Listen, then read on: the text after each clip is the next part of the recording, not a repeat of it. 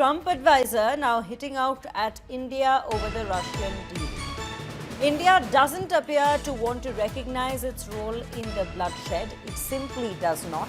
It's causing up to Xi Jinping. It's what it's doing. It's not act.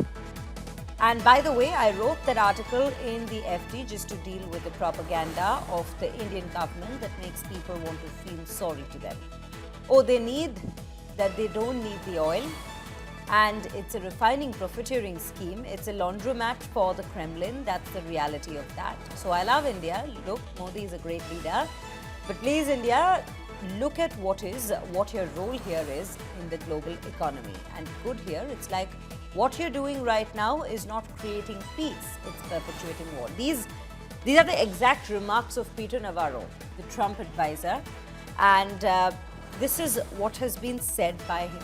He yet again has in fact come out to reiterate the Trump administration's stance with regards to how they view India's role in this entire situation of the Russia-Ukraine war. They've come out to say that Prime Minister Modi is a great leader, but India needs to look at what is and what India's role is in the global economy. Remember, these comments are all coming in at a time when there's already a 50% tariff that's been imposed on India by the United States, and India has been in fact called out by the Trump administration supposedly for in fact supporting Russia and Russian economy throughout this war period by purchasing Russian oil.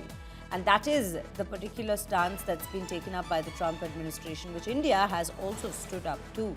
Because India, since the beginning of war, has always focused on and reiterated the push and the need for peace and how this entire situation needs to be in fact put to an end to via diplomacy and talks. That is the hardline stance that India has taken since day one, peace and diplomacy.